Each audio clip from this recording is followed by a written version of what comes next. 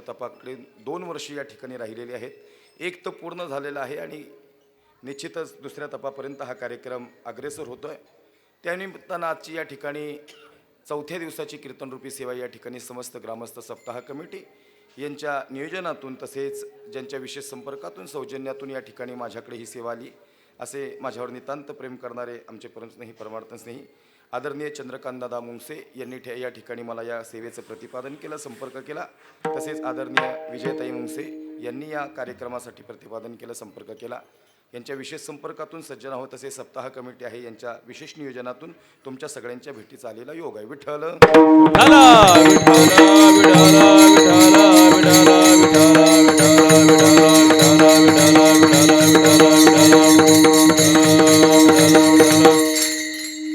आजच्या या कीर्तनासाठी खऱ्या अर्थानं लाभलेले जे कलाकार आहेत, महिला मंडळ बडबड करू नका जरा, थोडा ट्रबल द्या बरं मला.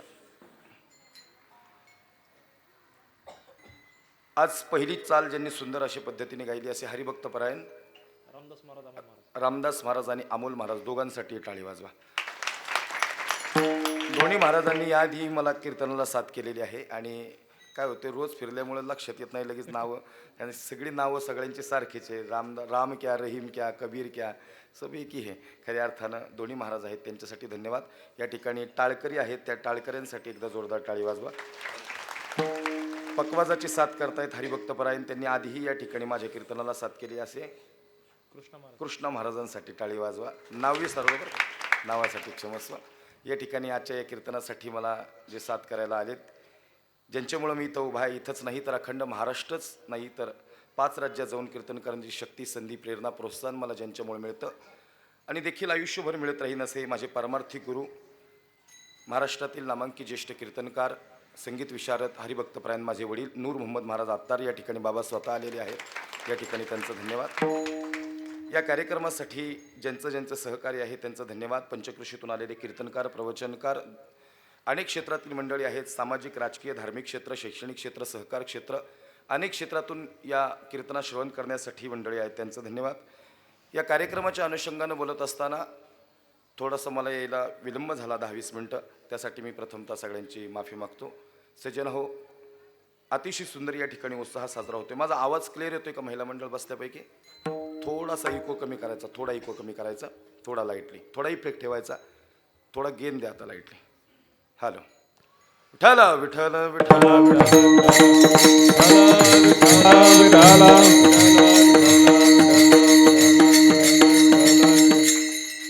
सेवेसाठी निवडलेला अभंग बऱ्यापैकी टाळकऱ्यांच्या परिचयाचा आहे, त्यातल्या त्यात वारकऱ्याच्या तर परफेक्ट परिचयाचा आहे. अभंगाचा सरळ अर्थ परिचयाचा आहे. हरिपाठातील गुरुपरंपरेचा अभंग आहे आणि अभंगाची क्लिष्टता काहीच नाही, इतका सोपा अभंग आहे. ज्या अभंगात खऱ्या अर्थानं विठोबाचं दर्शन घडवणारा, विठोबाची प्रेमाची महती सांगणारा, विठोबाच्या प्रेमाचं महत्त्व प्रतिपादन करणारा अभंग या ठिकाणी सेवेसाठी निवडलेला आहे. सज्जना हो, ही घेतलेली तारीख खूप महिन्या अगोदर या ठिकाणी आदरणीय चंद्रकांत दादांनी या ठिकाणी दिली. खऱ्या अर्थानं या आपल्या या परिसरात प्रथम माझं कीर्तन त्यांच्या घरी झालं.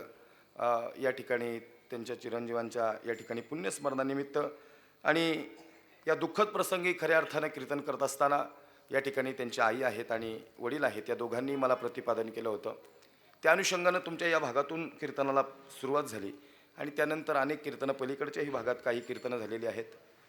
त्या अनुषंगानं त्यांनी पुन्हा एकदा मला माझ्या वाणीवर विश्वास ठेवला आणि खऱ्या अर्थानं आज या ठिकाणी सेवा करण्याची संधी दिली. हे कीर्तन करत असताना फक्त त्या दिवशी कीर्तन करून गेलो एवढंच नाही, या फॅमिलीशी तेवढीच अटॅचमेंट आमची आहे, आमच्या बाबांची आहे आणि त्या अनुषंगानं मी खूप लांब होतो. माझं कालचं कीर्तन दूरचं होतं, एवढा प्रवास करून आलो आहे. थोडा लाईटली आवाज बसलेला आहे, काळजी करू नका, उघडेल तो हळूहळू. परंतु एवढा प्रवास करत असताना आम्हालाही जीव मुठीत घेऊन इथपर्यंत यावं लागतं. गाडी पळवायचं पण शेवटी लिमिट आहे. जिएंगे तो और भी लढेंगे, नाही जिएंगे तो फिर लढणे में मजा क्या आहे. त्यामुळं थोडं जगण्याला पण काहीतरी अर्थ आहे. सज्जन हो, या ठिकाणी आपण निश्चितच माझी वाट पाहत असताना थोडा विलंब झाला, 1-2 अभंग वाढलेही असतील कदाचित, पण तरीही या ठिकाणी कीर्तन शार्प 9ला सोडण्याचा प्रयत्न करेल. 5-1 मिनटं इकडं तिकडं होईल, त्याच्यानंतर पंगत आहे का? हो, मग काय वेळेस सोडायला लागेल. विठ्ठल विठ्ठल विठ्ठल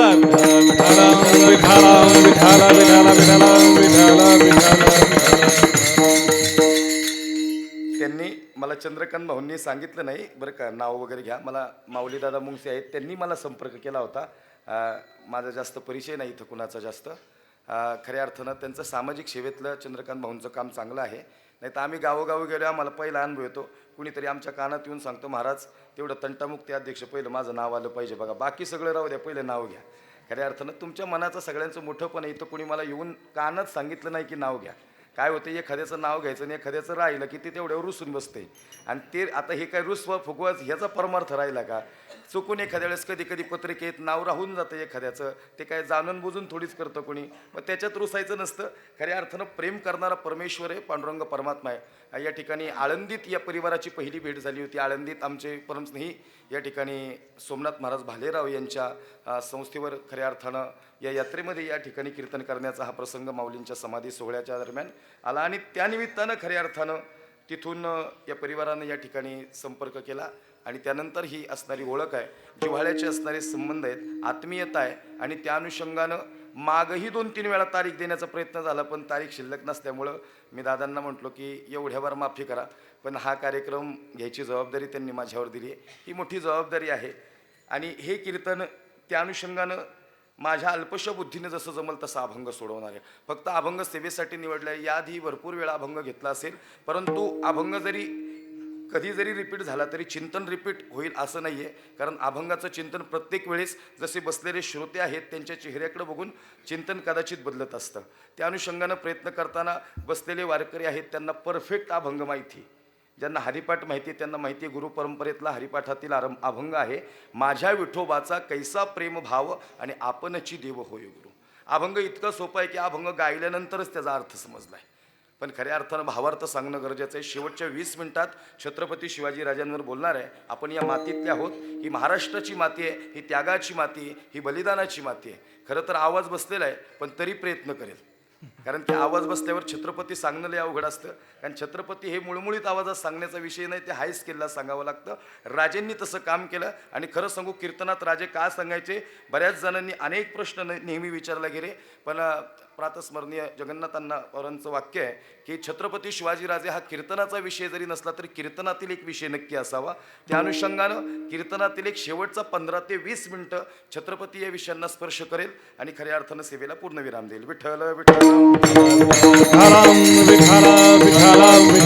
बोला पुंडलिक हरी विठ्ठल श्री ज्ञानदेव तुकाराम पंढरीनाथ भगवान की, मौली ज्ञानेश्वर महाराज की जय, बाबदेव महाराज की जय, छत्रपती शिवाजी महाराज हर हरे महादेव. माझ्या विठोबाचा कैसा प्रेम भाव आपणची देव होय गुरु, पडिये देह भाव पुरवी वासना, अंती ते आपणा पास न्यावे. अभंग जगद्गुरु तुकोबारायांचा सरळ अभंगातील भूमिका आहे. तुकोबारायांचा अभंगातील पहिला शब्द माझा आहे. ज्या अर्थानं तुकोबाराय माझा म्हणतात तिथं प्रेम प्रगट झालं बरं का. ज्या ठिकाणी तुकोबारायांनी विठोबाला माझं म्हणावं, खऱ्या अर्थानं लेकराला हाक मारतानंतर मायबाप म्हणतात हे लेकरू माझं आहे. माझं म्हणणं आणि आपलं म्हणणं यात फरक आहे बरं का. तुकोबाराय ज्या अनुषंगानं माझं म्हणतात त्या अर्थानं माझ्या विठोबाचा कैसा प्रेम भाव. इथं प्रश्न आहे की विठोबाचा आमच्यावर किती प्रेम आहे. सज्जन हो, बसलेले तुम्ही आणि उभं राहिलेलं मी, आमचे सगळ्यांची सत्ता विठोबाच्या हातात आहे. त्यांनी जर ठरवलं तर माणूस इथं बसल, बोलणाऱ्याची सत्ता विठोबाच्या हातात आहे, सांगणारी